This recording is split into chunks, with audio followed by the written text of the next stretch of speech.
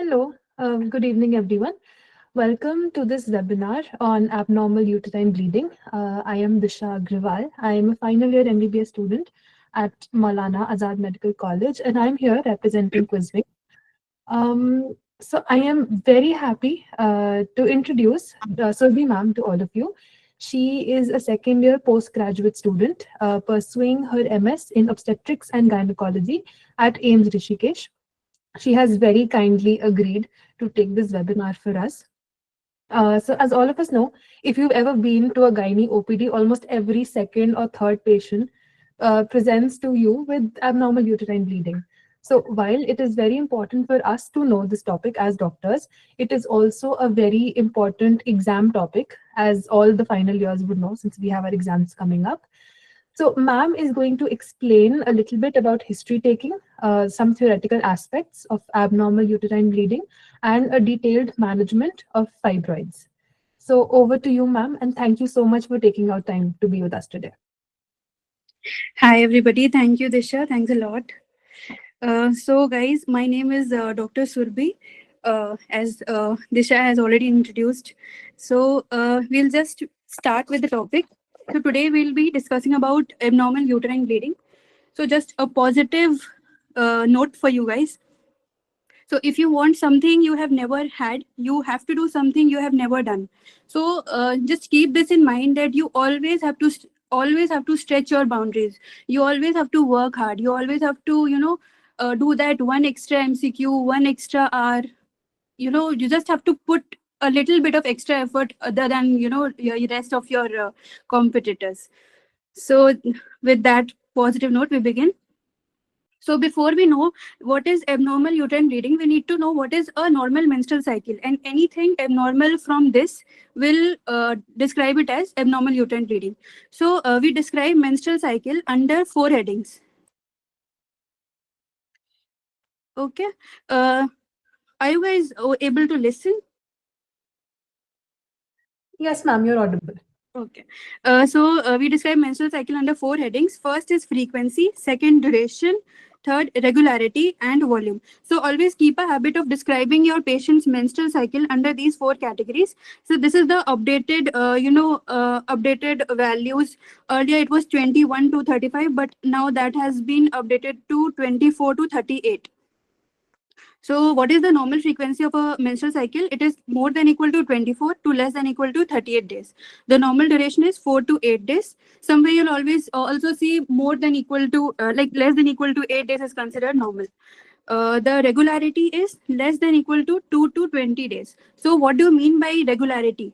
So the difference between the shortest and the longest cycle variation.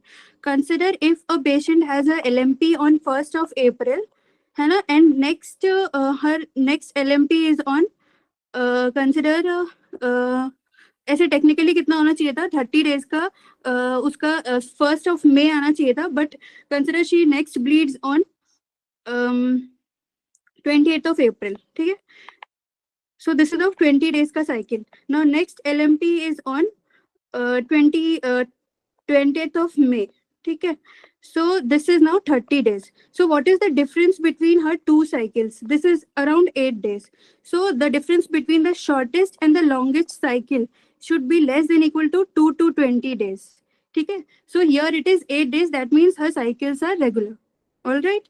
Now next we describe under volume. The normal volume is 5 to 80 ml, but 80 ml, but this is very subjective to everybody.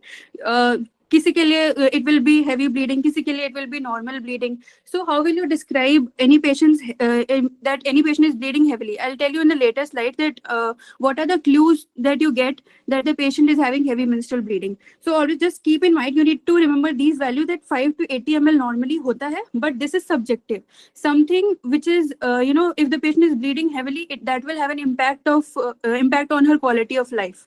So just know these 4 values and these under 4 headings. Okay. Now we move to what is acute abnormal uterine bleeding and chronic. So anything which needs active intervention. मान लो if the patient has bled so much that she now presents in the ED with hemoglobin less than 4, that is very severe anemia, or in shock, है ना, So then that is acute. You need to do something for that patient. That is acute AUB. And if the patient is bleeding for a long time, for around 6 months, then that is considered as chronic AUB. Okay. So going to the next slide. So there are a few terms in AUB you need to remember. Starting from menorrhagia. So menorrhagia is nothing but heavy and prolonged menstrual bleeding. The new term to menorrhagia is heavy and prolonged menstrual bleeding. So what heavy means 80 ml से ज़्यादा and prolonged means more than 8 days. ठीक है. Here the cycles are regular. Just imagine that any patient who is having a regular menstrual cycle, but the quantity is more and the duration is more. That is called as menorrhagia. Earlier अपन ये सब terms use करते थे menorrhagia, but these days the FIGO has updated to heavy and prolonged menstrual bleeding and not menorrhagia. But also keep both the terms in mind, because there will be examiners who will ask you about menorrhagia, hypomenorrhea. So you need to know this. So since her cycles are regular, the HPO axis will be intact. So where will be the problem? The problem will be in the uterine surface. This is the uterus. Either there will be a fibroid which will increase the bleeding surface, or there will be thick endometrium that is leading to heavy bleeding. So menorrhagia का cause क्या है? Fibroid and or a thick endometrium or and adenomyosis, and very rarely polyp. ऐसे polyp is classic to cause intermenstrual bleeding, but you can remember polyp also. Most importantly, fibroid, adenomyosis, and any cause which is leading to thick endometrium. ठीक है. Next we go on to hypomenorrhea. So we know hypo means less. तो क्या होगा? Hypo here also the cycles will be regular, so HPO axis will be intact. The causes क्या होगा? कोई भी ऐसा reason which is where the endometrium is either atrophied or there are intrauterine adhesions. So causes like Asherman syndrome, जहाँ पे the patient will give you a history of DNC done in the past, and then she is coming to you with complaint of hypomenorrhea. Here यहाँ पे classically क्या होता है Asherman syndrome में there is hypomenorrhea and then that proceeds to amenorrhea. ठीक है. Also other causes क्या होगा? Endometrial ये Asherman syndrome के अलावा endometrial atrophy और genital TB. So these are the causes for hypomenorrhea. So hypomenorrhea is what? Bleeding less in amount. That is less than 4 days, or less than 15 ml. Either she is bleeding for less number of days, or she is bleeding for the amount of the bleeding is less. ठीक है. Next we go to metrorrhagia. Just remember metrorrhagia is intermenstrual bleeding. ठीक है. Also just synonym ऐसे करके याद कर लो. Intermenstrual bleeding के बाद the next thing that should pop up in your mind is polyp. ठीक है. Polyp is classic to causes intermenstrual bleeding. तो यहाँ पे क्या है? Here there is the problem in anywhere in the outflow tract. The problem is in anywhere in the outflow tract. Either there is an endometrial polyp or either there is an endocervical polyp. That is causing a intermenstrual bleeding. तो इसमें ऐसा है, the patient is bleeding regularly. इसका cycles are regular. ठीक है. In between her cycles, there is complaint of spotting or bleeding PV. Next term is polymenorrhea. We know poly means many. So the new term to polymenorrhea is frequent cycles. Frequent cycles means in less than 24 days her cycles are occurring. ठीक है. So the frequency is increased. The classic cause where it is seen is PID, pelvic inflammatory disease, and it is due to increased vascularity. So polymenorrhea में याद करना है V for polymenorrhea and then PID. The next term is oligomenorrhea. As I told you, poly का उल्टा oligomenorrhea, there is less bleeding. Here it is now oligomenorrhea is called as infrequent cycles. That means ऐसे just know this thing that what does define the length of the cycle? What defines the length of a cycle? Okay, the length of a cycle is decided by follicular phase. You know that the menstrual cycle has two phases, follicular phase and secretory phase. So the jitna lamba follicular phase hoga, that will decide the length of the cycle. And what is follicular phase? The interval between the recruitment of the follicle till the patient ovulates. ठीक है. तो here यहाँ पे क्या होता है? The cause of oligomenorrhea is anovulation, that the patient is not ovulating. So that is why her cycles are increased. There are infrequent cycles. ठीक है. तो oligomenorrhea का cause क्या है? Anovulation. And the most common cause of anovulation is क्या? Classic PCOS. PCOS is like the most common cause of anovulation. So now next we moved. This is just a table describing all whatever I talked. Frequent cycles frequent cycles less than 24 days. Infrequent cycles more than 38 days. एक second. Regularity. जैसे मैंने बताया, the variation between two cycles should be 2 to 20 days. Then it is regular. If it is more than 20 days, then it is irregular. Here, absent menstruation also comes under regularity. Here, absent menstruation मतलब क्या हुआ? Amenorrhea comes under regularity. Next, the duration. If it is more than 8 days, it is prolonged menstruation. If it is less than 4 days, it is shortened. Heavy matlab heavy, more than 80 ml heavy, less than 5 ml light. So these are the new terms, and also the old terms. You just need to remember these definitions. So now we go to history taking. History taking in gynae is nothing different from, like, little bit of different from medicine and surgery. You just have to take a good menstrual history, OBS history, and contraception history. So beginning with the same patient particulars, name of the patient, age of the patient. Why do we need to know the age? Like, if she is a child, if you are dealing with a child with bleeding PV, the cause can be vaginitis, or can be foreign body, or can be tumor, है ना. If she is an adolescent, तो फिर क्या हो सकता है? She can come to you with menstrual disorder, or she can come to you with PCOS or any germ cell tumor. Sorry, my handwriting is good, but here it's very bad. Or she can come to you with puberty disorders like puberty menorrhagia. If she is a reproductive age female, she can come to you with same menstrual disorder. She can come to you with PID, pain abdomen. She can come to you with fibroid, very classic. She can come with you with amenorrhea, pregnancy, है ना. If she is a old age female, post menopausal female, तो फिर post menopausal bleeding के साथ आ सकती है, malignancy के साथ आ सकती है, CA cervix, CA endometrium.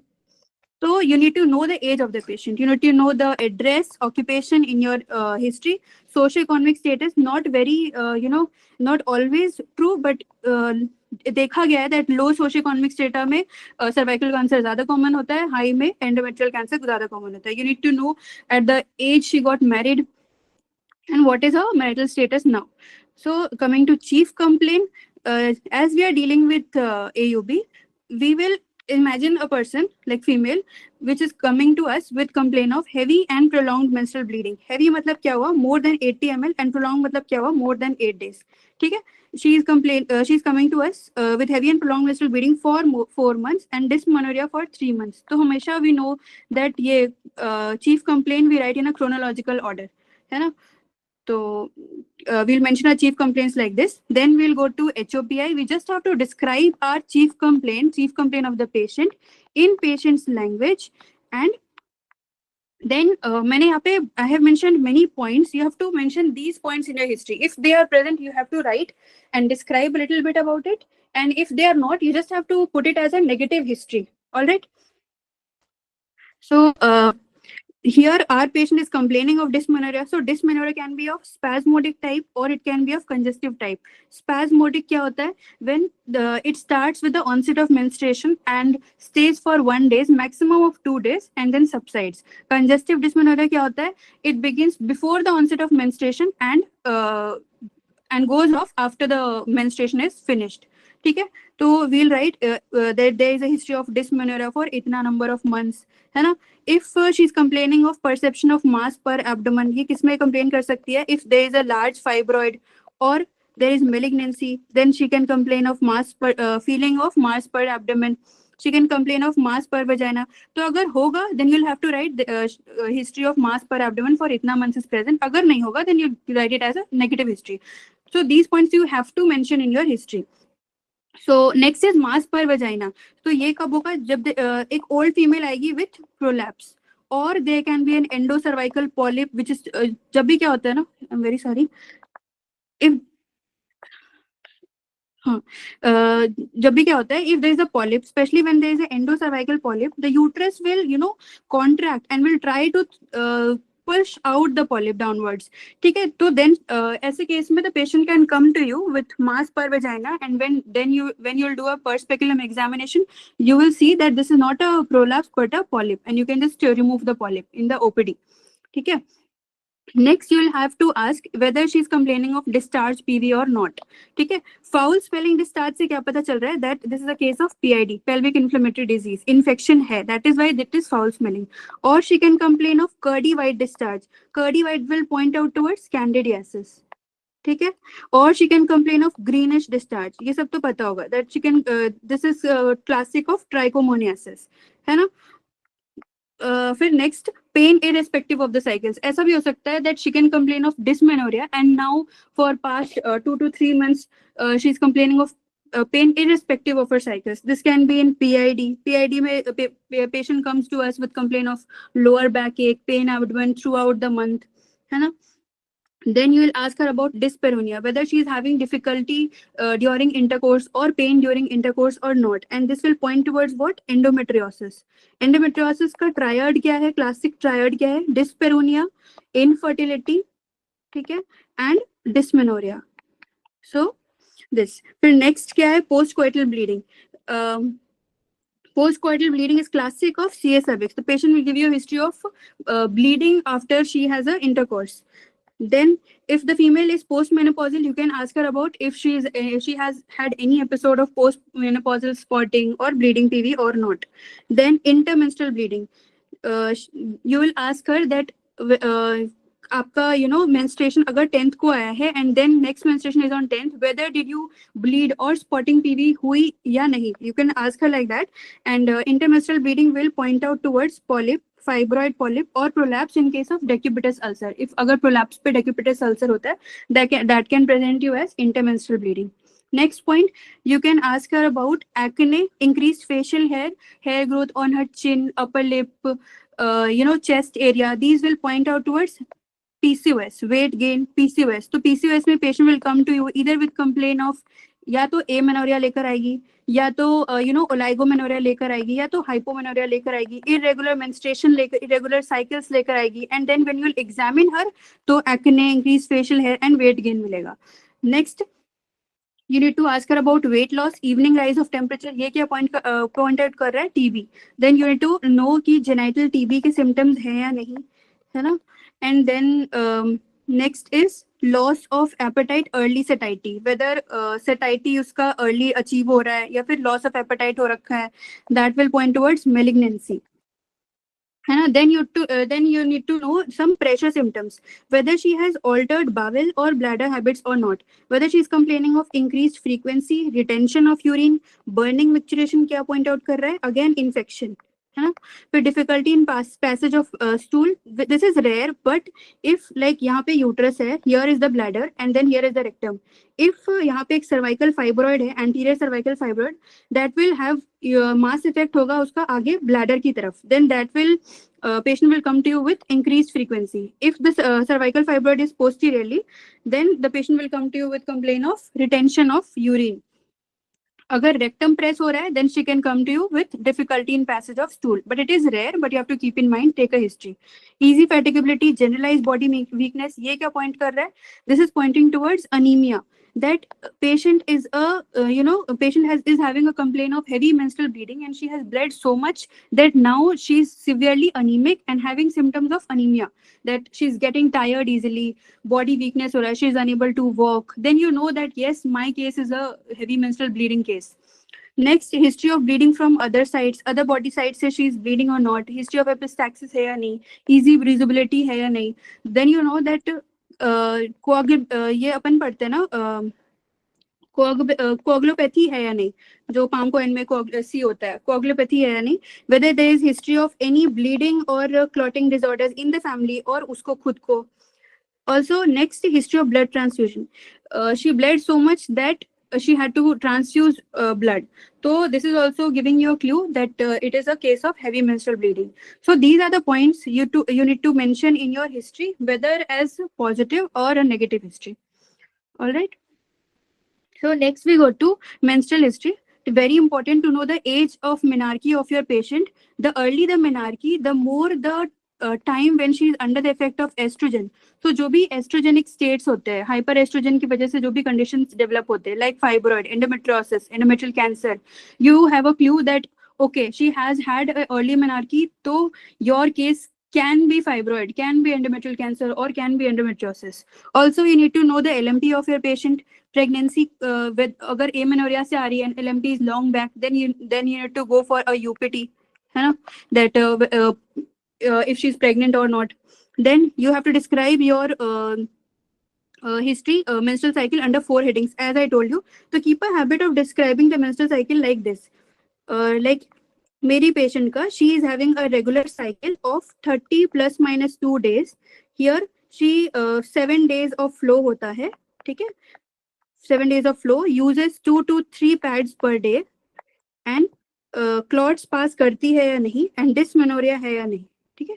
So this is the manner you have to take your menstrual history in all these 4 points. Regularity है या नहीं, cycles कितने दिन पे आ रहे हैं, कितने दिन के लिए flow है, 7 days के लिए है, या whatever is the time duration, what number of pads she uses, clots pass कर रहे हैं या नहीं. Clots का significance क्या है कि if she is giving you history कि clots pass कर रहे हैं, normally क्या होता है menstrual cycle में the fibrinolysin mechanism is so much that it can dissolve the clot. But when she is giving you a history that I am passing very large clots, that means she is bleeding heavily. That means कि heavy menstrual bleeding है, ठीक है. Dysmenorrhea or not, you have to take a history of that. Next, if she is a postmenopausal female, you need to know when did she attain her menopause. If she has a late menopause, you have to keep in mind that same कि अगर late menopause हुआ है, that means estrogen का effect ज़्यादा देर तक रहा है, that means endometrial cancer हो सकता है, ठीक है. Next, we go to OBS history. What is her parity? What is her live issue? Or what is her abortion हुए या नहीं history में? So you have to write her OBS history like this. Whatever you have to ask the patient, how many live children does she have? How many abortions does she had in her his previous in the past, and what is a parity? Then you have to describe every parity in detail, like para 1, 7 years. For example, I'm just taking an example that your patient, her first parity, मतलब उसका पहला बच्चा is 7 years old, that is a male, and normal delivery हुई थी at full term, and the child is alive and healthy, and there is no ANC, there was no ANC or PNC complication, ठीक है. Or abortion, मान लो she had an abortion in the past, the abortion was 2 years back, the abortion was spontaneous, या फिर it was MTP pill induced, और then कितने महीने पे हुआ था, like 2.5 months POG पे she had that MTP pill, or she bled spontaneously at 2.5 months, then followed by DNC was done or not, DNC done or not, ठीक है. Because अगर if she gives you history of DNC done, like I told you कि if DNC की history है, then you know that if she is coming to you with oligomenorrhea, hypomenorrhea, then Asherman's हो सकता है if DNC की history दे रही है तो, ठीक है. You just have to keep these clues in your mind while you are taking the history. That will help you streamline your diagnosis.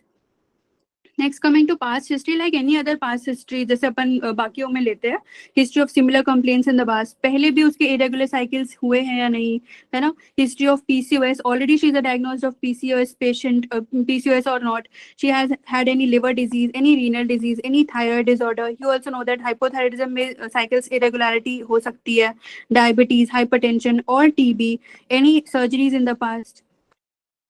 Here, then next, personal history, you have to ask about her diet, about her bowel bladder habits. जैसे मैंने अभी history में बताई थी कि if whether there is a history of increased frequency, increased retention of urine, burning micturition, difficulty in passage of stool, तो वो लेना है वहाँ पे personal history में. Then coming to family history, like fibroid also has a familial inheritance, तो similar illness family में है या नहीं, है ना. फैमिली में मेलिग्नेंसी की हिस्ट्री है या नहीं, टीबी की हिस्ट्री है या नहीं, एंड वीनस थ्रोम्बोएम्बोलिज्म की हिस्ट्री है या नहीं, ठीक है. Then next we come to contraceptive history. It is very important, मतलब गायनी केस में menstrual history, obs history and contraceptive history ये पूछना ही है. तो you will ask her what contraception she is on, whether she is using barrier methods, whether she is using OCPs, or she is getting a dumpa from somewhere, or whether she had some copper T insertion or any other IOCD insertion, or whether agar badi hai, she is postmenopausal or perimenopausal, she got her tubal ligation done. So you need to know these things because iska significance क्या है, that अगर copper T है, you know that if the patient has copper T, she can come to you with complaint of spotting PV, है ना. she can come to you with complaint of spotting PV because हम क्या दे रहे हैं, outside से progesterone या oestrogen दे रहे हैं, that can lead to irregularities in your cycles. ठीक है. Then sexual and reproductive history, like OBS में लिया है अभी. Previous pregnancies और mode of deliveries क्या थे? Does she desire of future pregnancy or not? This will help you कि आगे मान लो if we are treating fibroid, we need to know that whether myomectomy can be done or not, or if we have to go for hysterectomy. If she is desiring pregnancy in the future, then we cannot go for hysterectomy, obviously. Then we'll have to go for myomectomy. You need to know whether she desires any contraception or not. Previously उसको कोई sexually transmitted infection हुए हैं या नहीं, and previous अगर she had some pap smear done, then what was her result? Drug history, what all drugs she is on, and whether she has any allergy or not. ठीक है. So next we move on to the palm coin classification of AUB. So palm describes all the structural causes and coin describes all the functional causes or the non-structural causes. So palm stands for polyp, A for adenomyoma, L for leiomyoma or fibroid, M for malignancy, also very important, hyperplasia, ये अपन भूल जाते हैं, malignancy and hyperplasia. Next, C for coagulopathy, O for ovulatory dysfunction, E for endometrial causes, I for iatrogenic, and N for not otherwise classified. Not yet classified नहीं है, not otherwise classified. ठीक है. So all the जितने भी coin वाले criterias है, per abdomen, when we examine the per abdomen uterus size will be normal because these are non-structural causes. Also in polyp, the uterus size will be normal because polyp क्या है? Either it is an endometrial polyp, either it is an endocervical polyp. So per abdomen जब examine करेंगे, then uterus size will be normal. ठीक है. So we'll describe these palm coin one by one in detail. So starting with polyp. So what is a polyp? Polyp is an endometrial, it is abnormal tissue growth. What is a polyp? It is abnormal tissue growth. So, I remember in my exam, I was asked what is a polyp and I did not know the definition of it. So just remember this. It is abnormal tissue growth on a mucous membrane. So it can be, like I told you, it can be endometrial or it can be endocervical, and it will present to you with intermenstrual bleeding or what? Metrorrhagia. Okay. So what do we do for polyp? We just remove it hysteroscopically. So hysteroscopic polypectomy is done. Okay. Next is adenomyosis and leiomyoma. I'll talk about it later in the future slides. Next is M for malignancy. Okay. Malignancy or hyperplasia. That means the endometrium is thickened. The endometrium है वो thickened है. And what is the criteria? If it is a reproductive age female, the endometrium, if it is more than equal to 12 mm, then we go for biopsy. If it is a postmenopausal female, the number is 4. If it is more than equal 4 mm, then we take a endometrial biopsy. So these are the criteria when we go for an endometrial biopsy. Then what is फिर M हो गया, and then we go to C. C is coagulopathy. Coagulopathy, most common cause क्या है? The most common cause is von Willebrand disease. ठीक है? So a patient will give you a history of heavy menstrual bleeding at menarche. Then you know that it is a bleeding disorder and not something, HPO axis का dysfunction नहीं है, but it is rather a bleeding disorder. She'll give you a history of bleeding in any dental procedures or any surgery. She'll give you a history of easy bruisability, epistaxis every month, or she'll give you a history of family history of bleeding or clotting disorders. Then you know that it is AUB-C. Then next we come to ovulatory dysfunction. Ovulatory dysfunction का most common cause क्या है? The most common cause is anovulation. The most common cause is anovulation. Anovulation मतलब क्या हुआ? The patient is not ovulating. What is a normal menstrual cycle? The normal menstrual cycle is here, the follicular phase and the secretory phase. The follicular phase, the main hormone is estrogen, and secretory phase, main hormone is progesterone. And after मान लो, if the patient is having a cycle of 28 days, around day 14 she will ovulate, and then corpus luteum will be released, and then corpus luteum will increase in size, and then it will secrete progesterone. Then the corpus luteum will vanish, and then progesterone will drop, and the patient will menstruate. Then the problem here in anovulation क्या हो रहा है? There is no progesterone. There is a hyperestrogenic state. So that is why she is not bleeding. So the patient can come to you with complaint of oligomenorrhea, or she can come to you with a complaint of heavy menorrhea, or when क्या होगा? Because there is a long period of time when the estrogen is at, तो फिर क्या होगा? There will be endometrial hyperplasia. The endometrium will proliferate a lot. And since there is no progesterone to support the endometrium, after a period of time, the endometrium will shed off. Okay? And then she will come to you with complaint of heavy menstrual bleeding. So keep in mind that anovulation can present to you either with anovulation, either with oligomenorrhea or hypomenorrhea, or also amenorrhea also, or heavy menstrual bleeding. She can come to you with all the three complaints. Okay, so this is AUBO. Sorry. Then we go on to I, that is E. E is endometrial causes. Endometrial causes में क्या होगा? Endometritis, no other cause, only endometritis. I is iatrogenic. तो iatrogenic में क्या है? Any drug. Also IUCD comes under this category. Whether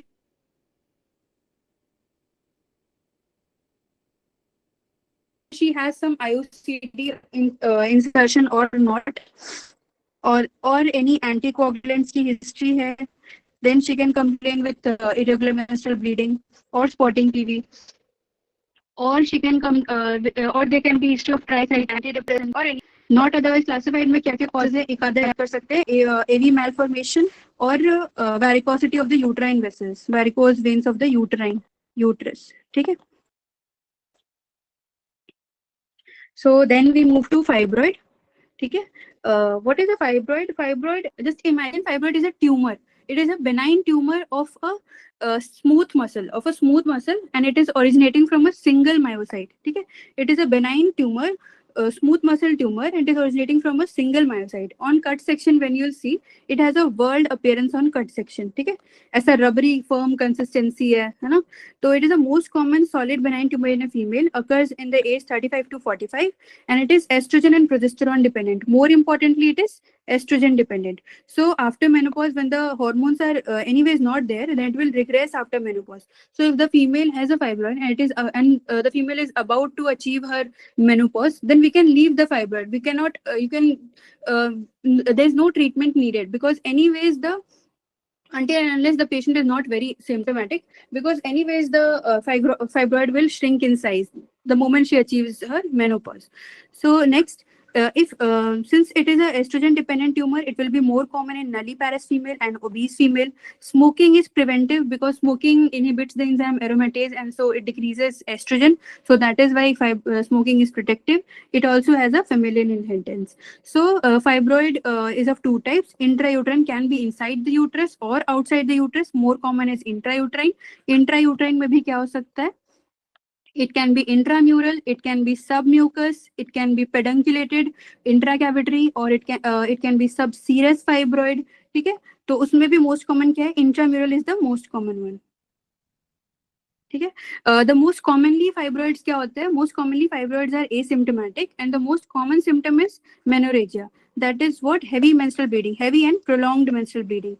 It can have pressure symptoms also. If it is having a mass effect on the bladder, it can present to you with urinary retention. If on the intestine, it can come to you with dyspepsia. If on the rectum, very rare constipation, very rarely varicose vein, and very rarely it can come to you with edema. You just have to keep in mind that the most common symptom is heavy menstrual bleeding, that is menorrhagia. Okay. Also, what is the investigation of choice? Keep in mind that in gynae, always the investigation of choice, or the first investigation, not investigation of choice, the first investigation is always ultrasound. Okay. So here the investigation of choice is TVS. Okay. But for submucous fibroid, we do hysteroscopy. Hysteroscopy is this. Hysteroscopy, when you put a camera inside the vagina, and we look at the fibroid. So this is a hysteroscopic image of a submucous fibroid. You can see here is the submucous fibroid. Or we can go for saline infusion sonography. So here, this is a uterus and this is the fibroid. Okay. Or we can go for hysterosalpingography, which is rarely done for submucous fibroid, but in the past it was done. Then it was then there we had seen a filling defect. Submucous पे क्या मिलता है? Filling defect. This is the uterus, and here you can see the filling defect due to the fibroid. So just keep in mind that the investigation of choice is TVS, and for submucous fibroid, hysteroscopy can be done. In the past, saline infusion sonography and hysterosalpingography was done. Okay. Like I told you, the fibroid can be intrauterine or extrauterine. Intrauterine तो जैसे मैंने बताया intramural and all that, and extrauterine में क्या है, it can be cervical और it can be broad ligament fibroid. Cervical can be anterior और can be posterior. Like I told you, अगर एंटीरियर है then it will be it can come with you with complaint of increased frequency, and अगर posterior है it will present to you with increased retention of urine. broad ligament fibroid का क्या है, it can be true or it can be pseudo. ठीक है, तो ऐसे तो like I'll show you. This is the uterus, this is the broad ligament, and here is the ureter. ठीक है, तो just remember TL, team leader हम पढ़ते हैं ना, TL. True में क्या होता है, the fibroid is lateral to the ureter. ये ureter है. True में the fibroid is lateral to the ureter. And pseudo में क्या है, because it is a pedunculated fibroid from the uterus. ठीक है, the fibroid is a pedunculated fibroid from the uterus and it is occupying the area of the broad ligament, so it appears as a broad ligament fibroid, but it is a pseudo broad ligament fibroid. ठीक है, तो इसमें क्या होगा, this will be the fibroid will be lateral to the ureter, here it will be medial to the ureter. Also यहाँ पे fibroid का जो खुद का प्रॉपर्टी है सूडो कैप्सूल होना, इसमें सूडो कैप्सूल मिलेगा एंड इसमें सूडो कैप्सूल नहीं होगा. दिस विल बी पेडंकुलेटेड होगा and this will be non pedunculated because it is a true broad ligament fibroid. ठीक है, next we go to FIGO classification. So here just remember that 0, 1 and 2, these are submucous fibroid. 0 is entirely pedunculated and in the cavity. ठीक है, तो 0 is in the cavity, 1 is less than 50% intramural, 2 is, here is the 1 is less than 50% intramural and 2 is more than 50% intramural, 3 is पूरा 100% intramural but it is having a contact with the endometrium. जैसे ये है the 3, it is contacting with the endometrium, and 4 is entirely intramural. ठीक है, तो 4 is entirely intramural, 0, 1, 2 is submucous, 5 अपन जैसे जैसे we are going away from the cavity. ठीक है, 0 से अपने स्टार्ट करा था, कैविटी से स्टार्ट किया था, now we are going away from the cavity. ठीक है, 4 is intramural and 5 is subserous, more than 50% intramural, 6 is less than 50% intramural, 7th is subserous pedunculated, here is 7, and 8th is others like cervical or parasitic. It can be hybrid also. Hybrid कब होगा, जब both the components है. It is submucous also here. It is submucous also and subserous also, but it is like half with less than half the diameter in the endometrial and peritoneal cavity respectively. ठीक है, तो जैसे अपन ने पढ़ा that 2 is more than 50% intramural and 5 is also more than 50% intramural but subserous. ठीक है, then it is having both the characteristics of submucous also and subserous also, then that is called as hybrid fibroid. So before we move on, do you want to ask any doubts up till here? If anybody wants to ask questions, they can add them to the chat box. I will communicate them to ma'am. ठीक है, so the next topic is fibroid versus adenomyosis. This is very important. If you get a case of fibroid, you will be asked about this topic. ठीक है, तो fibroid, the most common symptom of fibroid is menorrhagia, and that of adenomyosis is menorrhagia and dysmenorrhea. Very importantly, dysmenorrhea. The presenting age is 35 to 45 years in a fibroid, and in adenomyosis more than 40 or more than 45 years. Both you can take. Fibroid, generally the patient is nulliparous. Adenomyosis, generally the patient is multiparous. पर abdomen जब देखते हैं तो adenomyosis will not go up to not more than 12 weeks, only 10 to 12 weeks, while a fibroid will be irregularly enlarged. Because you just imagine the fibroid खुद से it is, if it is subserous fibroid, per abdomen when you will see, it will be irregularly enlarged uterus. And since adenomyosis, what is adenomyosis? It is a presence of endometrial glands inside the myometrium. This is present inside the myometrium. It is symmetrically enlarged. So per abdominally it will be symmetrically enlarged and this will be a globular uterus. जब cut section देखेंगे तो it will be a very thickened, there will be myometrial hyperplasia. It will be a globular uterus. ठीक है, and very classic to show but not always seen. The uterus is tender in adenomyosis, that is called as Halban sign, can or cannot be seen, while in fibroid it is non-tender. Investigation of choice in a fibroid is ultrasound, in adenomyosis is MRI. So there are few signs I'd like to tell you guys in adenomyosis.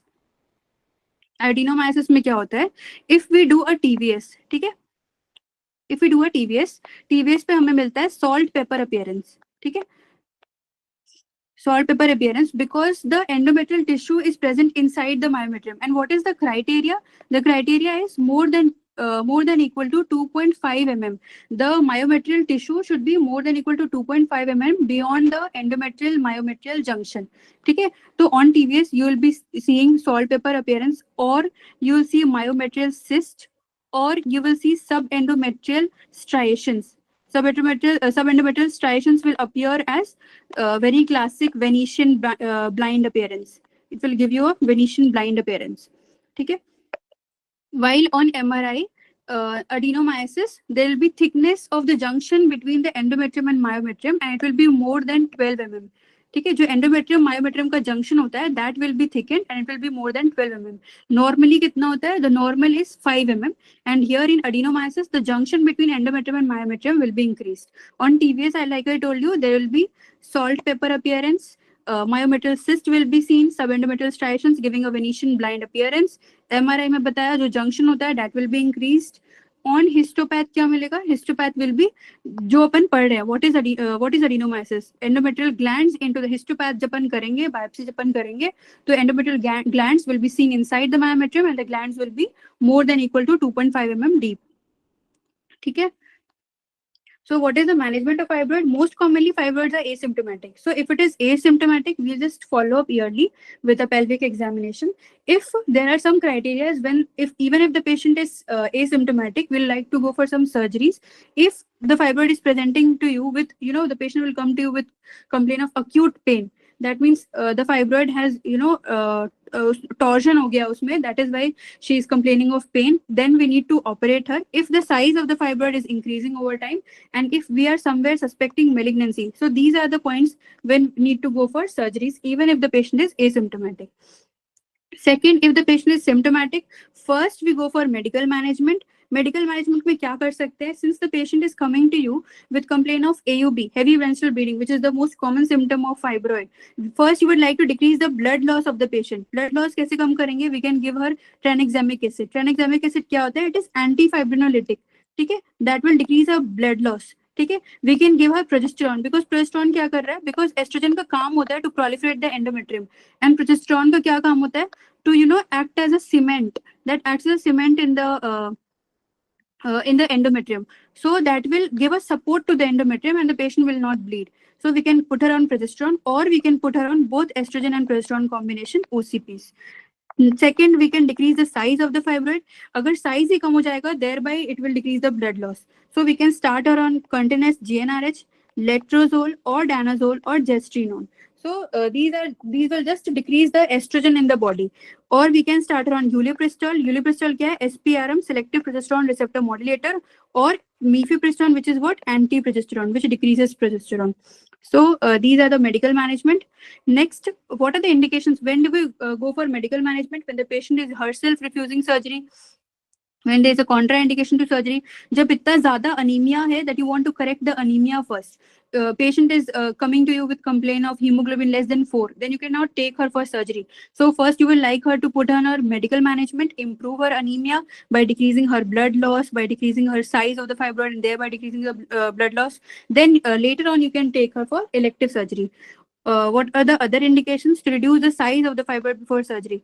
हमेशा क्या होता है कि if we go for surgeries, either there can be abdominal or there can be laparoscopic surgery. Always in any way, laparoscopy is better than open surgeries. So always surgeon का दिमाग हमेशा इस पे काम करेगा that we can opt for laparoscopic surgeries. So in laparoscopy surgeries, if the size of the fibroid is large, we cannot go for laparoscopy. So first we'll decrease the size of the fibroid by putting her on a letrozole or danazole or continuous GnRH, and then later on, after 2 to 3 months, we can take her up for surgery. Or if the patient is about to attain menopause, so anyways the size of the fibroid will decrease, then we can put her on medical management. Okay. What are the other management points we can do? If the patient has completed her family, we can go for umbilical artery embolization. Okay. Sorry, very sorry, uterine artery embolization. Sorry. So we can go for uterine artery embolization. So via the femoral artery, So this is the femoral artery. Via the femoral artery, we will instill polyvinyl alcohol or gel foam, which will decrease the, which will embolize the uterine artery and thereby decrease the blood loss. Also, the next thing we can try is magnetic resonance guided high intensity focused ultrasound. इसमें क्या होता है? That high intensity ultrasound waves are focused on the fibroid. High intensity ultrasound waves are focused on the fibroid that will decrease the size of the fibroid. So what are the contraindications? That if the size of the fibroid is more than 10 mm, if the rays are obstructing the bowel, then we cannot, proceed with the procedure. Or if per abdominally the size of the fibroid is too much, more than 24 weeks, then we cannot go for this ultrasound waves wala therapy. Okay, but always keep in mind that uterine artery embolization and high intensity ultrasound waves, these are done only when the patient has completed her family. So last we come to surgical management. If the patient has completed her family, if the patient is more than equal to 40 years, if in the past we had attempted myomectomy and there was increased bleeding, then we can later on go to hysterectomy. If there is malignancy suspected, then we'll anyways remove the entire uterus. If we are suspecting malignancy, we will not leave the uterus behind. So we will like to remove the entire uterus. So these are the 4 points. Just think that when will you like to remove the uterus? When the patient ka family complete hai, when patient more than 40 years hai, agar myomectomy kara tha and she was bleeding a lot, then we can go for removing the uterus in order to save the life of the patient. और अगर malignancy suspect कर रहे हैं, then we like to remove the entire uterus. So when do we go for myomectomy? When family is not complete, when she is coming to you with complaint of recurrent pregnancy loss. अगर मान लो this is the uterus and the tube. If the fibroid is anywhere occupying the cornua, so that कि अगर कॉर्नुआ occupy कर रहा है तो फिर क्या होगा, she can come to with complain of infertility और any fibroid, submucous fibroids भी हो सकता है which can come in between the sperms के डायरेक्शन में अगर इंटरफेरेंस हो रहा है, कहीं भी एसेंट ऑफ स्पर्म्स नहीं हो पा रहा है, then the patient can come to with infertility with fibroid. Then you like to go for myomectomy. You like to remove the fibroid only and not the uterus if the patient comes to you with infertility or she comes to you with recurrent pregnancy loss. Okay, so what are the contraindications for myomectomy? If she has a large broad ligament fibroid, if there are multiple fibroids, agar bahut sari fibroids hai, then it is nearly not possible to remove all the fibroids leaving the uterus. So then you would like to go for hysterectomy in one place. Okay, and if the patient is a case of TB, if she is pregnant, then you will not go for myomectomy. Okay, so what are the routes for myomectomy? As I told you, any surgery, laparoscopy is preferred. It can be abdominal, that is open myomectomy, or it can be laparoscopy. Laparoscopy हमेशा prefer करेंगे because blood loss कम होगा, morbidity कम होगी patient की, and the hospital stay will be less. So जैसे अपन ने यहाँ पे बताया था, the FIGO classification जो है. So what is the importance of 0 and 1? That the fibroids which are entirely in the cavity and the fibroids which is less than 50% intramural, you can plan hysteroscopic removal for these fibroids. Okay, 0 and 2, FIGO 0 and FIGO 1 can be removed hysteroscopically. Rest के लिए myomectomy करना पड़ेगा. So जो third अपना option है hysteroscopic myomectomy, type 0 and type 1 can be removed hysteroscopically, and rest intramural fibroids, subserous or type 2 submucous, or if the number is less than equal to 4 or the size is less than 10, then we can remove laparoscopically also. Okay, so this is the last slide, just giving you an idea. So like I told you, adenomyosis जब TVS करते हैं तो salt pepper appearance आता है. So this is the salt pepper appearance, you can see here. ऐसा ऐसा दिख रहा है ना, this is the salt pepper appearance, and this is the Venetian blind appearance. I told you subendometrial striations मिलता है. These are what? Subendometrial striations. This is giving appearance of Venetian blind appearance. Also, this is a myoma screw. जब अपन myomectomy करते हैं, this is a myoma screw. What do we do in myomectomy? This is the uterus. We give an incision over the uterus, separate and open the uterus in layers, and then we try to identify the plane between the uterus and the fibroid, and then we put the myoma screw. ऐसे we put the myoma screw inside the fibroid and we pull the fibroid with the help of myoma screw. So this is very classic a myoma screw. This can be given to you in your exams. Next, this is Boney's myomectomy clamp. This clamp is used in myomectomy only to decrease the blood loss, to clamp the arteries. This is Boni's polypectomy forceps. Like I told you, that if the patient is coming to you with complaint of intermenstrual bleeding, and if you on per speculum examination you see a polyp, then with the help of this forceps you can remove the polyp. If not, hysteroscopically you can remove the polyp in OPD itself. Okay.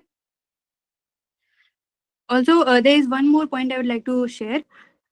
This is a PBAC score. Okay. When do we know that the patient is bleeding heavily?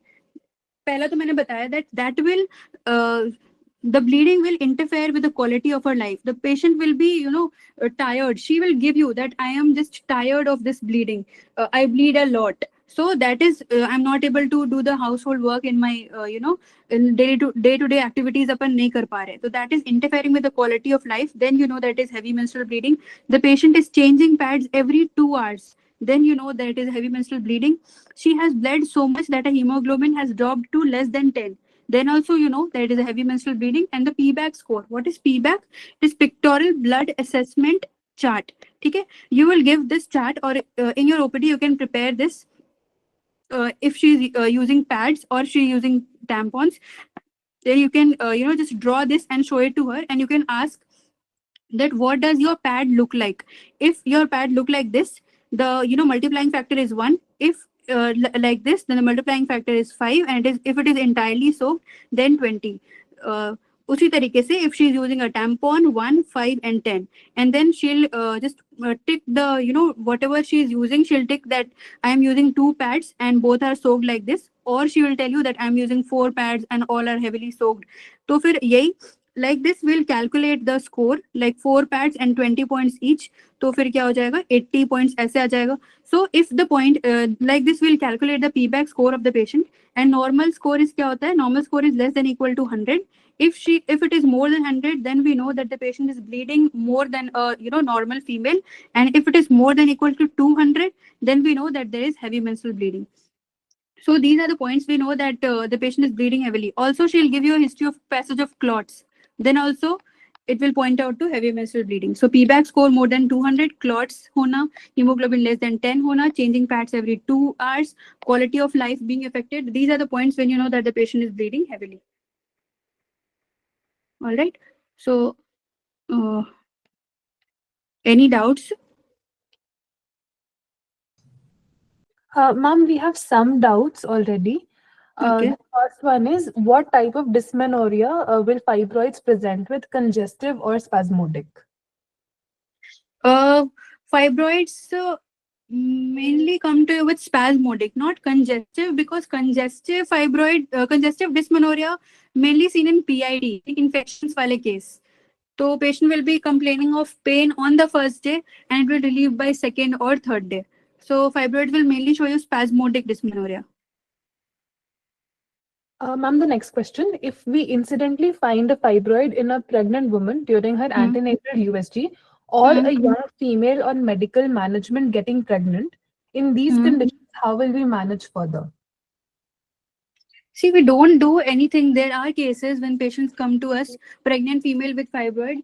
We just, if pehle to we let her do a scan when the patient, if the GSAC and the GSAC or the entire cavity is, if the fibroid is distorting the cavity, we just do a conservative management. We do not operate her for fibroid.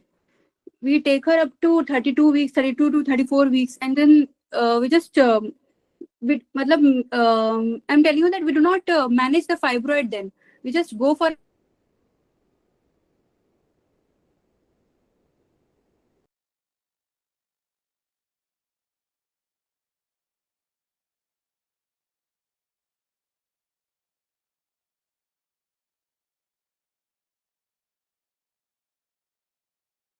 be asymptomatic, because उसका ना तो symptom heavy menstrual bleeding था, ना तो उसका symptom infertility था, because anyway she has conceived.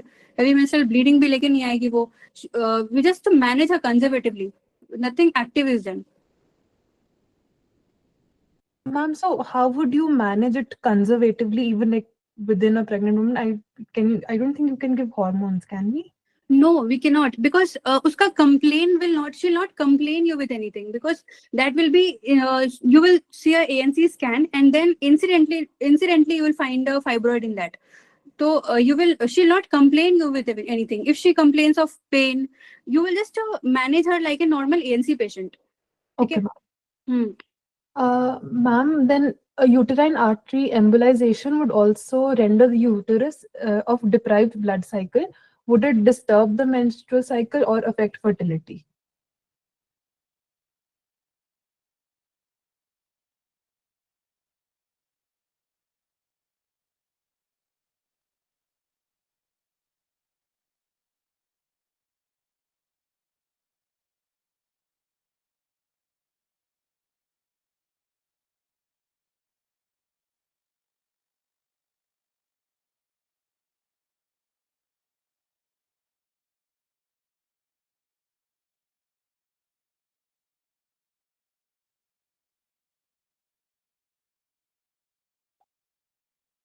All right.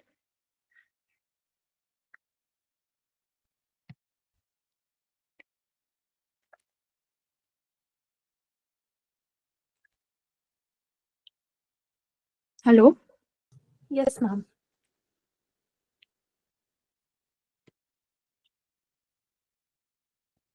I'm sorry, I think I'm not sure whether my connection was stable or not, but there was a question on uterine artery embolization and whether it would affect fertility and menstrual cycles.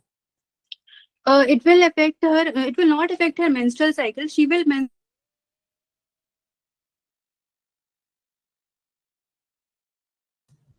Ma'am, I think your connection is unstable.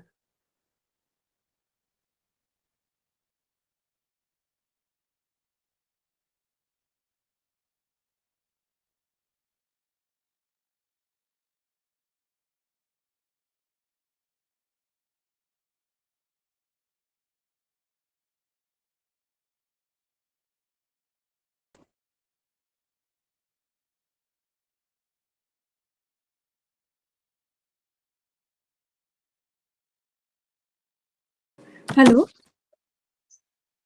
Yes, ma'am. Ma'am, we lost you in between. I think your connection was unstable. Hmm. Am I back? Yes, ma'am. यार मैं ये बोल रही थी that uterine artery एम्बलाइजेशन में fertility तो effect होगा but I don't think menstrual cycles will be affected but you know just check this upon once again and let you know ठीक है but I don't think menstrual cycles will be affected but fertility will be affected for sure Ma'am, and there was one more question on the frequency of follow-up in a patient on medical management for fibroids. frequency for follow up यार there's no as such guidelines that she'll have to follow up like that but uh, whatever pills she's on like if we have piece then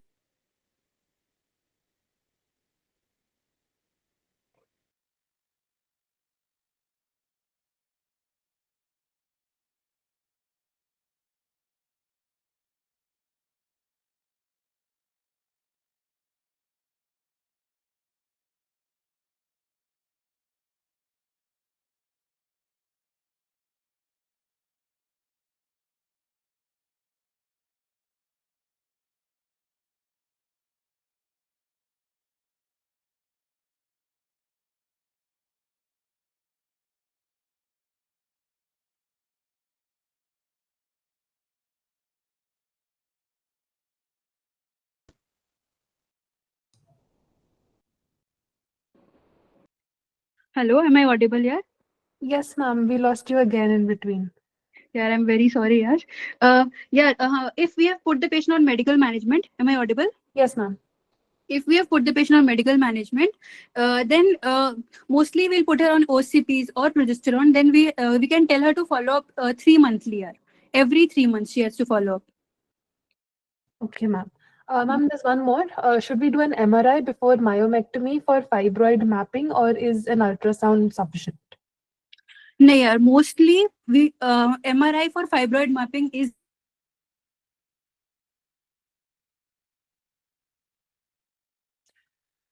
Ma'am, we lost you again.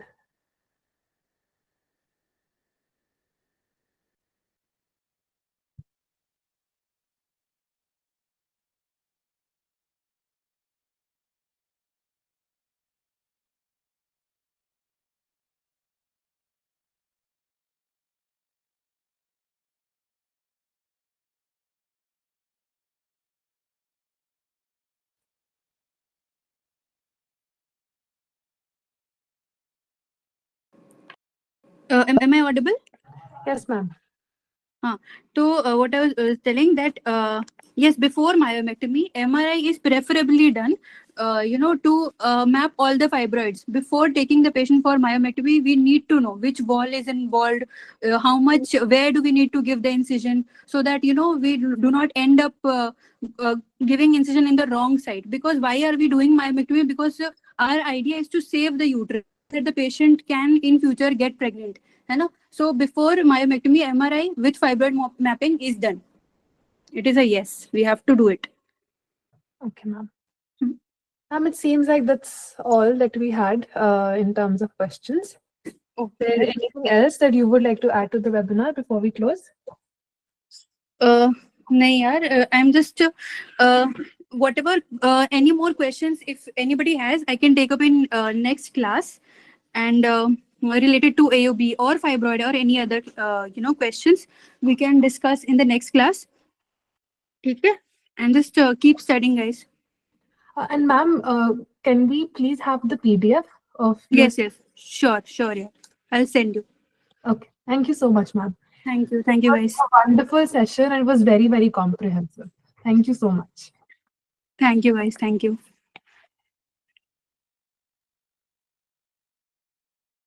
So thank you everyone for attending.